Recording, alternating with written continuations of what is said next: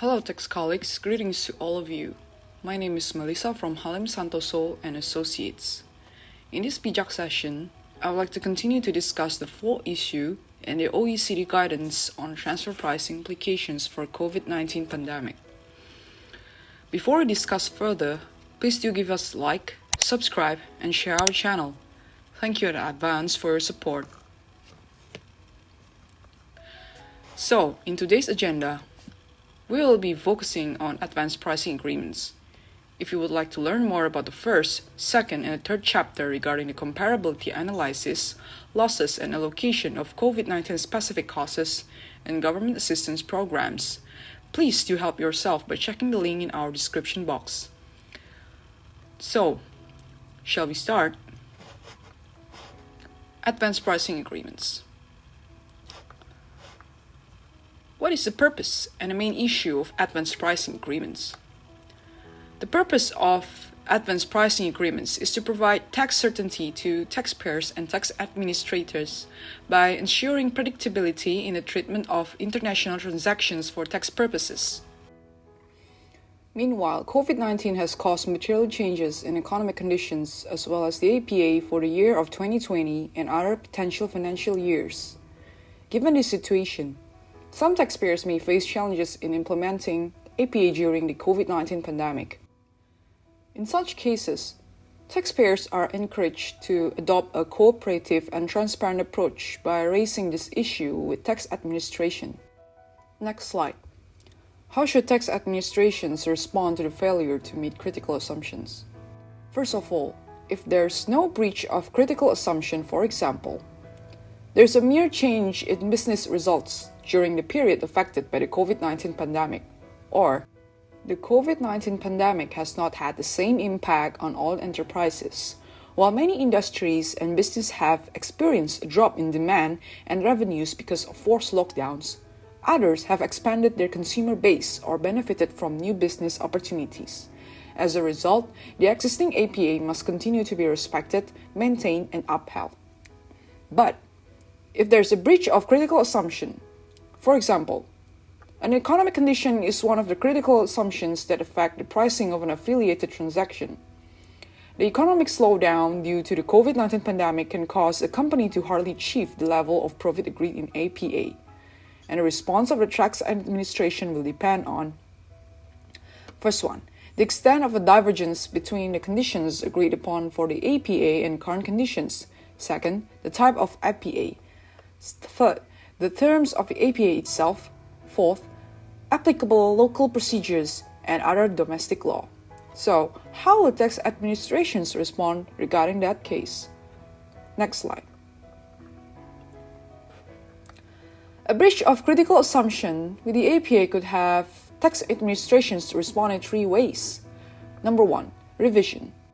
Revision, in which means that the taxpayer and tax administrations still have the benefit of the APA for the whole of the proposed period, even though those different terms apply before and after the revision date.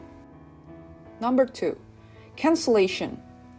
Cancellation, in which means the APA is treated as being effective only up to the cancellation date and not for the whole of the proposed period.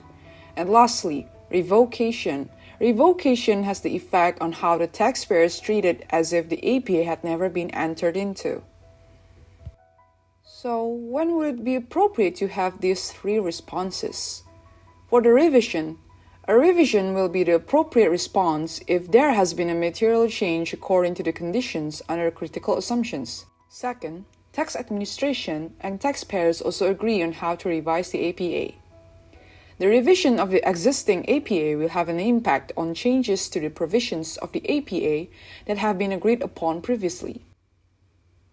The initial provisions of the APA will likely remain through the period of the 2020 fiscal year, with the validation of the revised terms during 2020 fiscal year and the following year depending on the economic circumstances derived from the COVID-19 pandemic. Cancellation.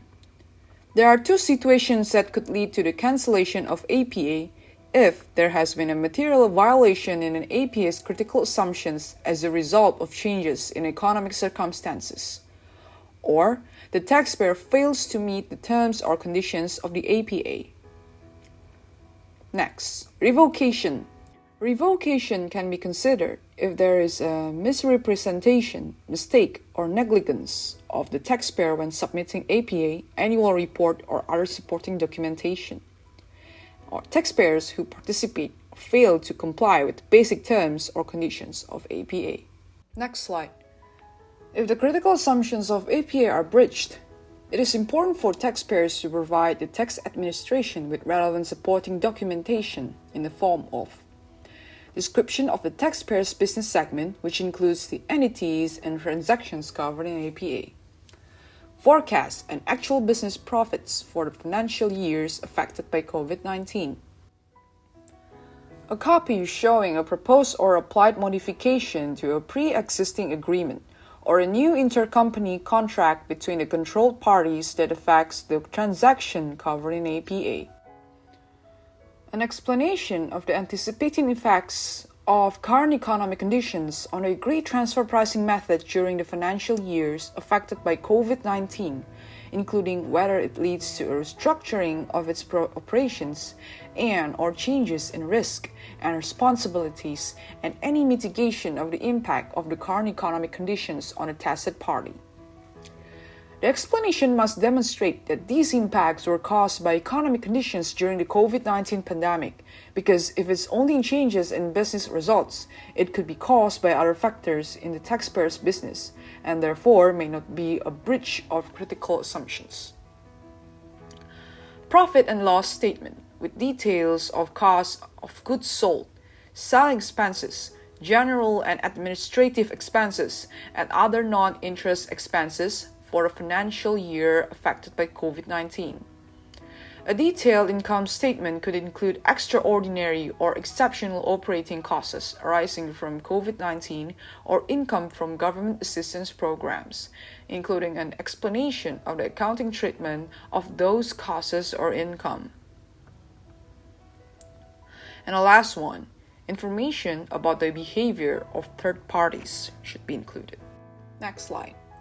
Where taxpayers and tax administrations are negotiating APAs that are intended to cover financial year of 2020, all parties are encouraged to adopt a flexible and collaborative approach to determine how to take into account the current economic conditions in relation to the revision of existing APAs will be relevant. For example, consideration could be given to agreeing a short period APA by covering the period affected by the COVID-19 pandemic and a separate APA covering the post-COVID period. Second, to conclude the APA for a whole period. Take, for example, APA period of 2020 until 2024, with condition that the relevant impacts of the COVID-19 pandemic will be analyzed and reported annually once they are known, and retrospective amendments to the APA made accordingly when appropriate. Third, extended period of the APA. This is to mitigate the short-term effect of the pandemic, depending on the magnitude and the length of such effect. Fourth, using a cumulative or term test throughout the APA period by evaluating the results of the trans pricing method over the period of the APA rather than on annual basis. As for the conclusion, the OECD stated that the COVID-19 pandemic and its consequences on economic and market conditions could be called as a violation of critical assumptions in the APA.